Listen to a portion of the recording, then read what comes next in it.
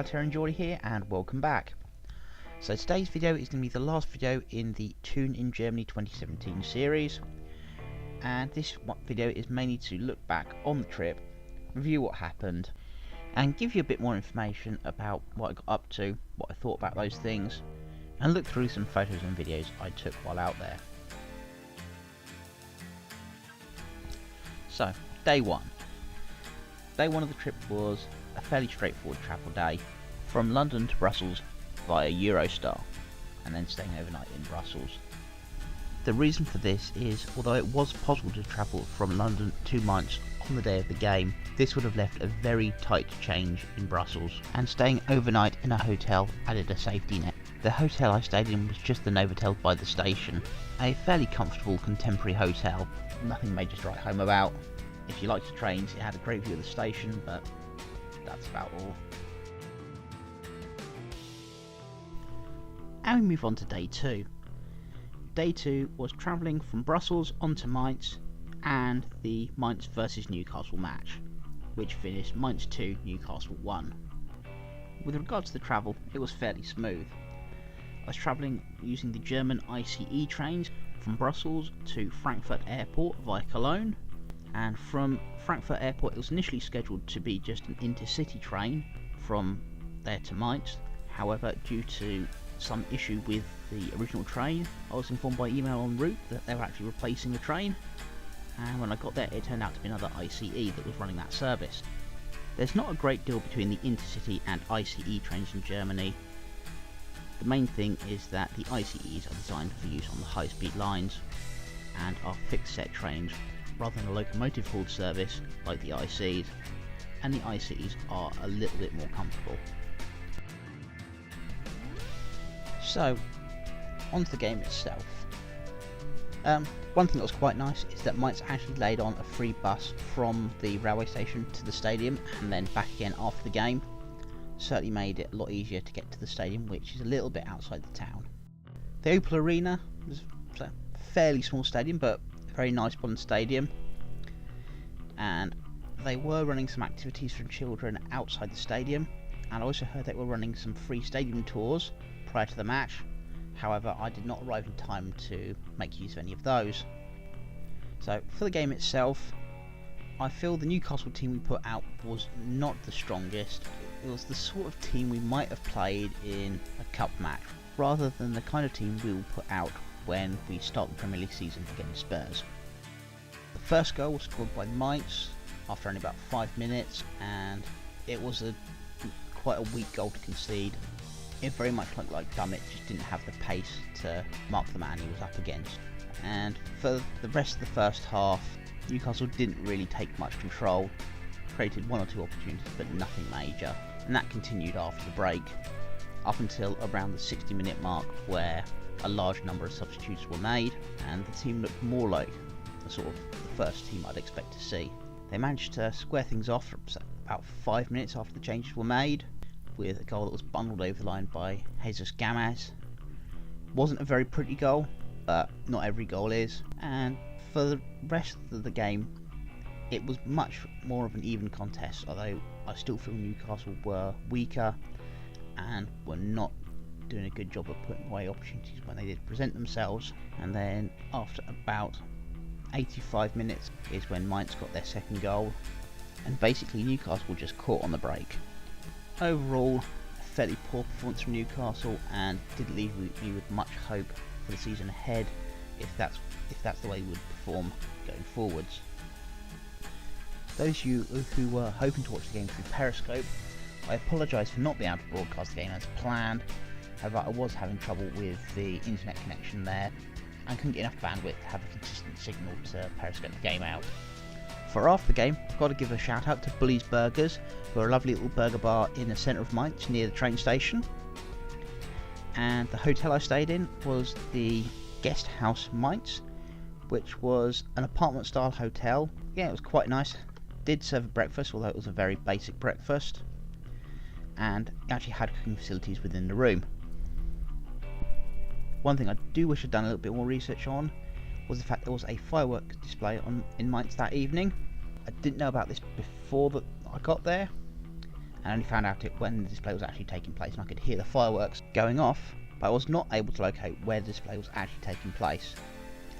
However, from the sound of it, it sounded like it was quite spectacular. So, on to day 3.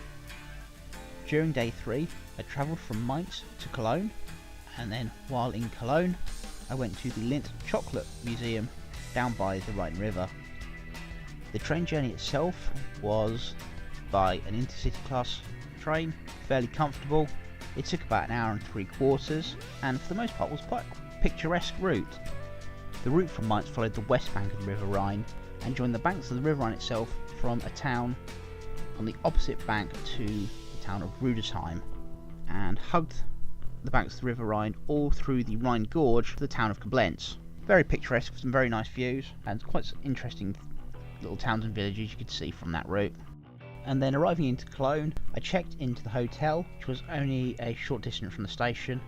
That was the Hotel Müller, Cologne. It was a fairly basic hotel, and I must say, of the hotels I stayed in, it's the only one I wouldn't look to stay in again. It had the smallest room, and the bed in there was also very narrow. I'd booked a single room, but this bed was small for even a single bed. Other than that, this hotel did serve a fairly basic breakfast. It was alright, but nothing spectacular. After checking in, I took a stroll down from the hotel to the riverside and walked along the banks of the river to the Chocolate Museum, which is located in the old harbour area. While walking along the river, I saw a number of river cruise boats. Among those boats was the Rhine Princess. This is a cruise ship which I'd actually taken a river cruise on the River Rhine in December 2013, visiting a number of the Christmas markets, including those in Rudesheim, Cologne and Koblenz. And after a short walk along the river, I arrived at the Chocolate Museum. This Chocolate Museum has been operating for a number of years and was originally run by an independent German chocolate maker. However, after the person that ran that company and founded the museum retired, it was purchased by the Lindt Swiss chocolate maker, and they've operated it ever since. It was a very nice museum, had some very interesting information about the chocolate making process, origins of chocolate and where it grows, some artifacts from South America, looking into the ancient history of chocolate, historical and modern advertising, vending machines. There's also a small chocolate factory set up as a demonstration as to how chocolate is made, a quite nice chocolate fountain, an option to have a custom chocolate bar made for you, and in this first video clip I'm going to show you a small tropical cube which has been set up as a demonstration of the conditions in which the cocoa plant naturally grows. On both entry and exit there are these double sets of glass doors. This is in order to maintain the temperature and humidity within the tropical cube.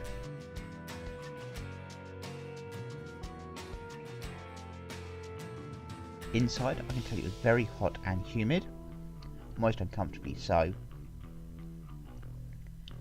But it certainly was interesting to see some of the plants that you would see alongside the cocoa trees in the wild.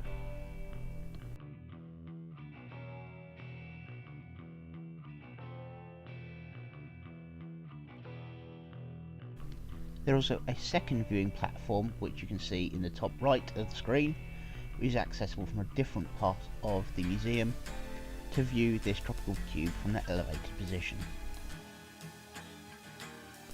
And the next few video clips are all from within inside the demonstration chocolate factory.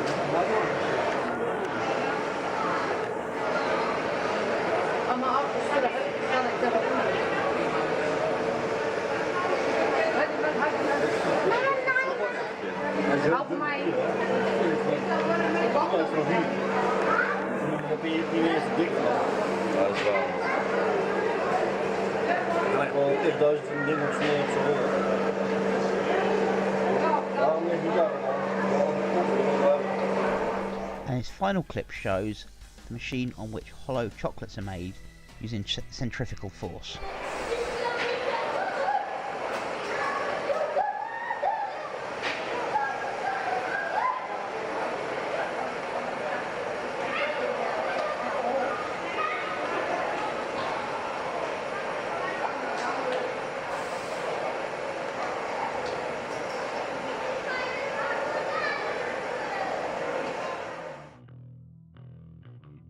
Day 4.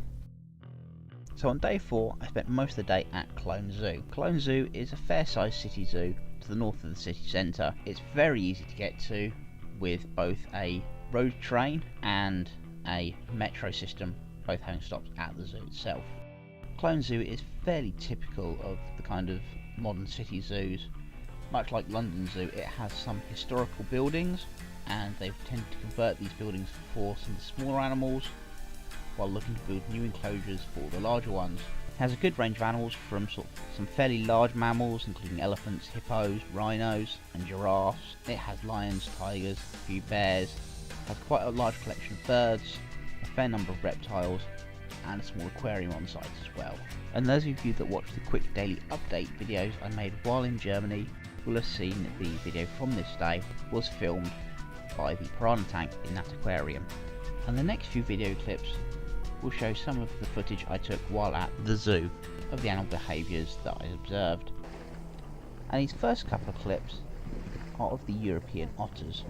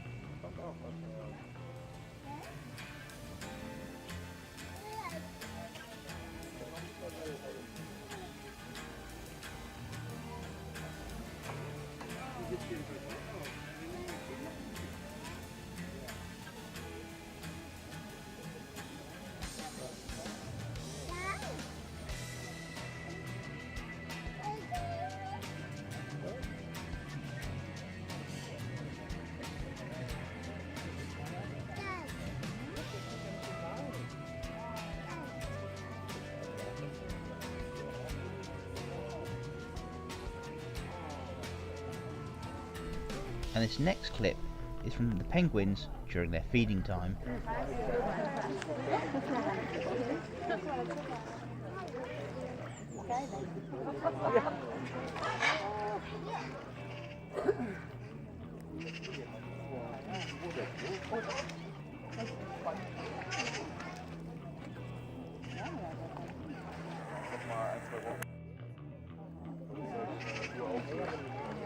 Deswegen sind die auch jetzt so halb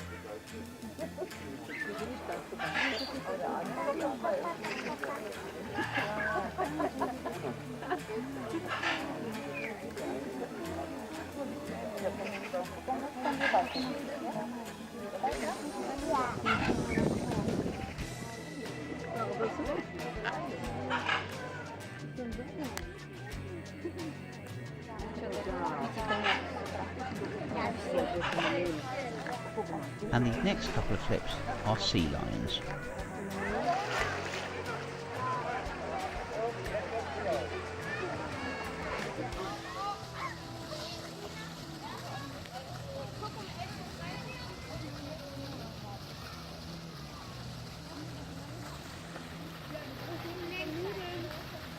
And next, some black and white ruffed lemurs from the Madagascar house.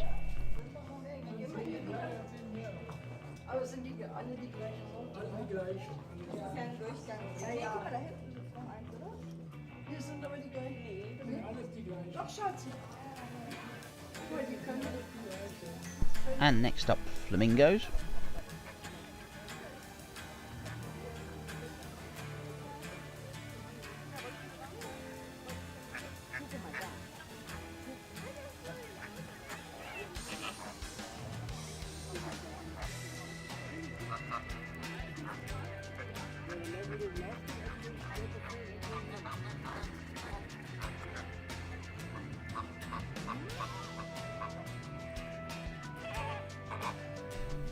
and now meerkats. And this was just at the end of their feeding time.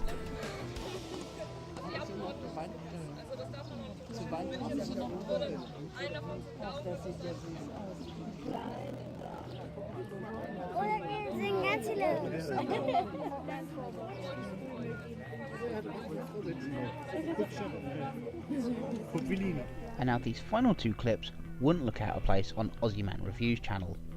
And here I present to you Goat versus Sheep fight.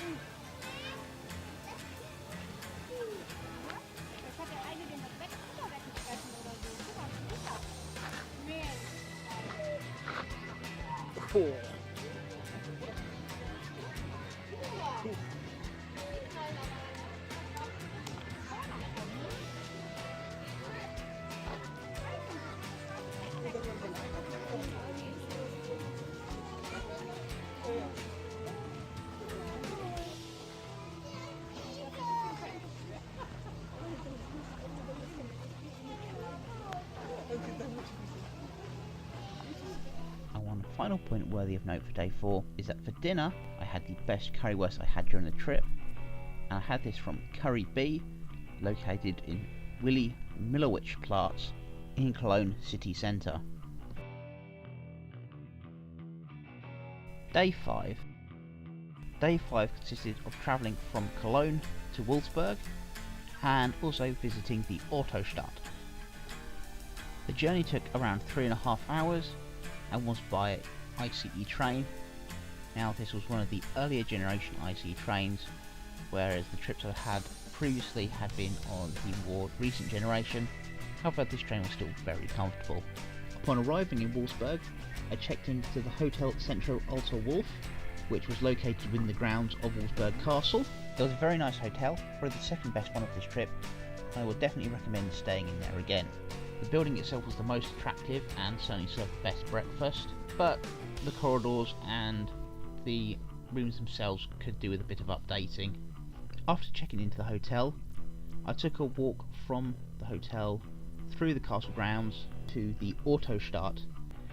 The Autostadt is an attraction run by the Volkswagen Group, and I spent time both on day 5 and day 6 there. On day 5, I took the Discovery Tour, which is a 2-hour tour just to run through some of the highlights of the Autostadt. This includes an exhibition space which looks into design philosophies and manufacturing materials and manufacturing processes, not just in car manufacturing but in also other kinds of manufacturing. It also has an exhibition into some green and future technologies that they are looking at. It also includes a museum of historical cars, not only cars from the Volkswagen Group, but also other manufacturers, particularly those of historical and design significance. And the last part of the Discovery Tour is a quick trip around the grounds of the Autostadt, looking at the locations of the pavilions.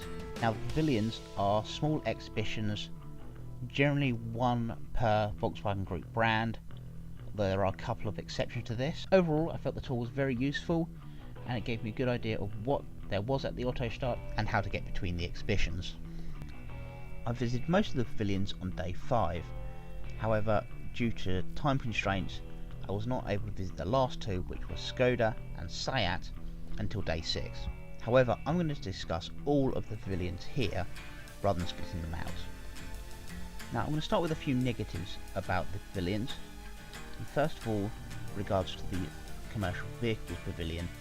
Now, this pavilion basically only had Volkswagen vans and pickup trucks inside, which was a bit disappointing considering the Volkswagen Group has some larger commercial vehicle manufacturers such as MAN and Scania within its portfolio. To add a bit more variation to the attraction, it would have been interesting to see some of those vehicles alongside the smaller ones. Also, Bentley did not have any representation outside of the Historical Car Museum. Now, Bugatti didn't have a pavilion of its own, however there was a Bugatti Veyron inside the Premium Clubhouse Pavilion. Admittedly, this was a very attractive mirrored Veyron, and there was also the engine from the Veyron in the pavilion.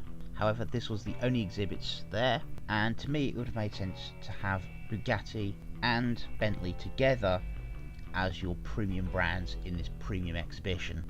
And the last disappointing thing was the Lamborghini pavilion. Now this pavilion didn't actually have a car inside the pavilion full time. Most of the time they had a Lamborghini Aventador hanging outside the pavilion, and inside the pavilion they would initially play a video, and then at the end of the video the wall would flip, bringing the Aventador from outside back in, and then do a light and sound show with that car in the building.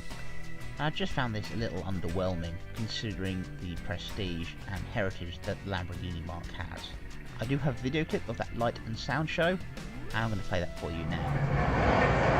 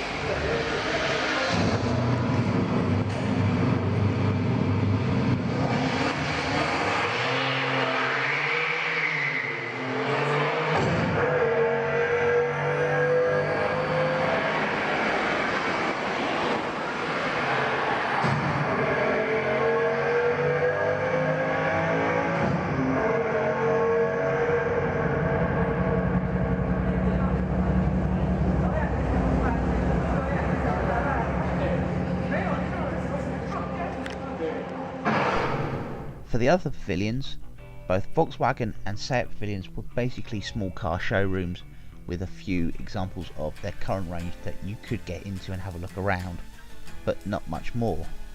The Skoda pavilion was similar, but did also have a small area on the history of the Skoda brand and a couple of examples of bicycles, which are the first products made by the company that would eventually become Skoda as we know it today. The Porsche pavilion also had examples of their current range which you could get into and have a look around.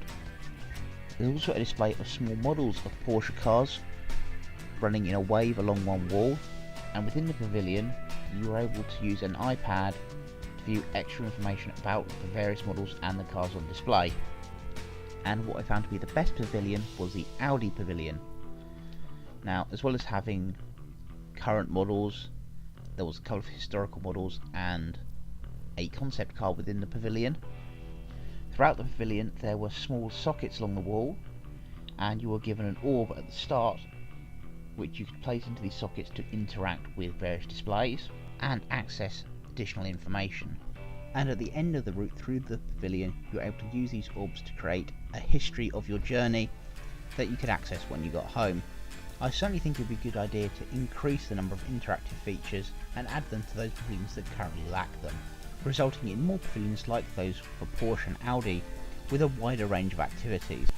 But overall, it was a very interesting day. Day 6. Day 6 consisted of more at the Autostadt, a tour of the Volkswagen factory, and then the Wolfsburg versus Newcastle football match. As I've already mentioned, the pavilions at the Autostadt I visited on day 6, I'm going to leave those for now and move on to the next activity which I took part in, which was a visit to the car towers. These car towers are two automatic parking garages housed in glass towers approximately 20 stories high, and within one of those towers it's possible to ride this automatic parking system in a special glass pod up to the top, where you can get views over the Autostadt and the Volkswagen factory. The cars stored in these towers are cars that are actually going to be collected by Volkswagen and Seat customers from a delivery centre on site at the Autostadt. Each car tower holds approximately 400 cars, and they will only wait in these car towers up to about 48 hours, as the current turnover of vehicles in the delivery centre is around 500 cars per day. And the automated system will collect the cars from the towers approximately 90 minutes before they're due to be collected by their new owner. At present it is only Volkswagen and Seat cars that can be collected. However, they do have plans to build a second delivery centre to increase capacity, and there are foundations for 2 further car towers which, once completed, would allow for Porsche, Audi and Skoda cars to also be collected. While within the car towers, I filmed 2 short videos. This first one is of a car being collected by the automated system. Fans ist wichtiger. Gucken, was wir für einer rausgeholt wird.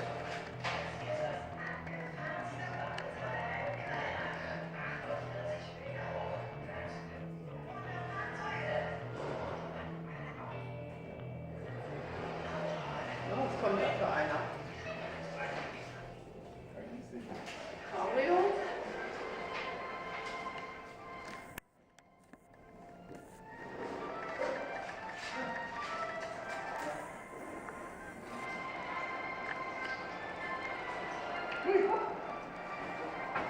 Cool. Was machen?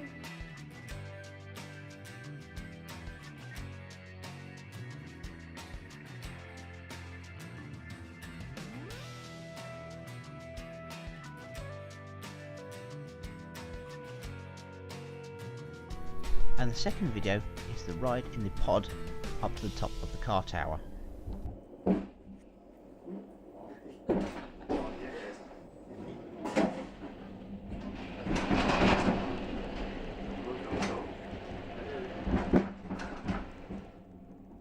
So on the left side, 2 tunnel entrances, plus there is a sledge which has just arrived, and these are the sledge that moves the cars into the tower. And if you take a look up to the ceiling, this is a good photo.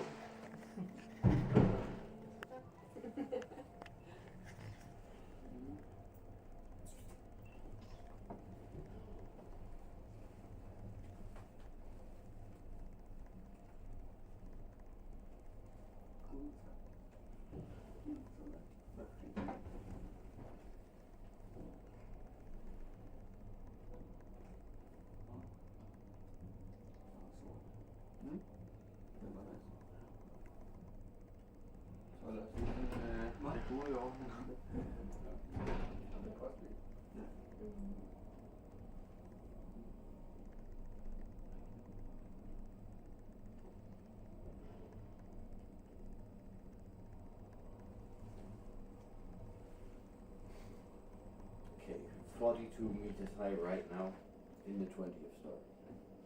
So von dem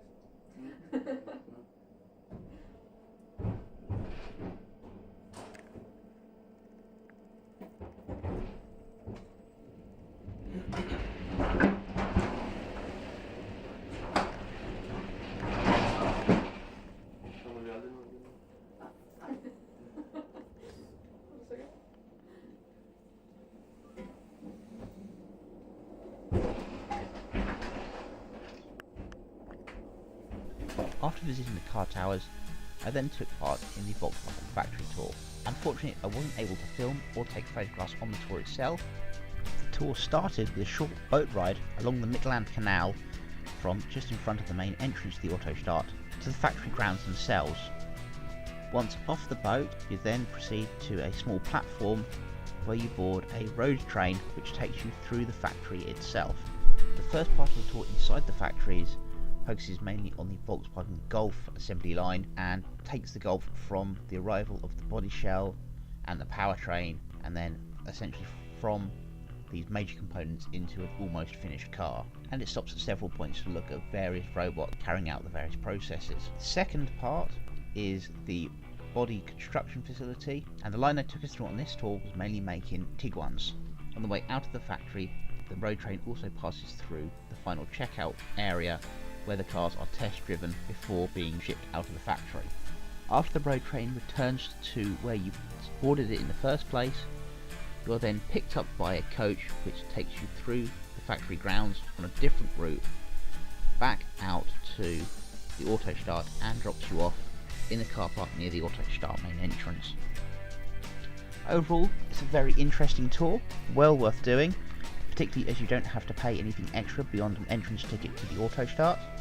I also had lunch at the Autostadt this day, and this proved to be quite interesting as one of the restaurants on site, and in this restaurant in particular located in the delivery centre, the tachometer, serves a Curry-Wurst which is the same that is served to the factory workers. Now this Curry-Wurst isn't quite like a normal Curry-Wurst. Instead of a bratwurst which has been sliced up with a slightly curry sauce and curry powder, the Volkswagen Curry-Wurst is essentially a giant frankfurter that is served whole with a very tomatoey based sauce and curry powder. It's a very nice twist on the Curry-Wurst and well worth trying. So now on to the football. Now this game was not taking place at the Volkswagen Arena, which is Wolfsburg's primary stadium, but the small stadium for the reserves and women's teams next door called the AOK Stadium. This stadium held about 5,000 people, a mixture of standing and seating, and the Newcastle fans had one end of it. Quite an attractive little stadium. The game itself was very entertaining. Newcastle's performance was much better than against Mainz. Other than accounting for injuries or players returning from injury, I think this is pretty much the team that Rafa will be fielding against Tottenham in the first Premier League game of the season. Newcastle pretty much dominated the game and created the vast majority of the chances, restricting Wolfsburg to fairly few.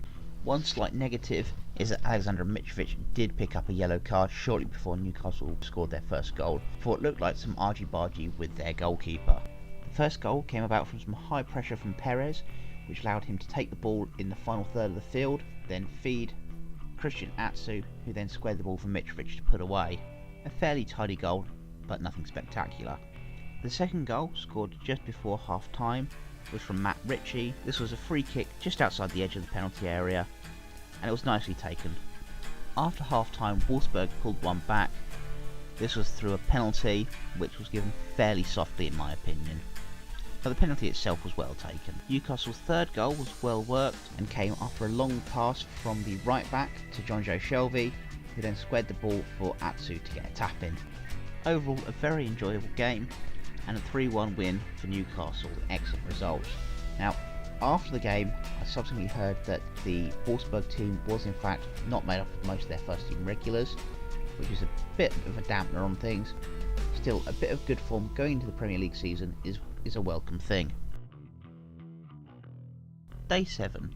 Day 7 was just simply travelling back home from Wolfsburg all the way to London. Now obviously this involved changing trains a few times.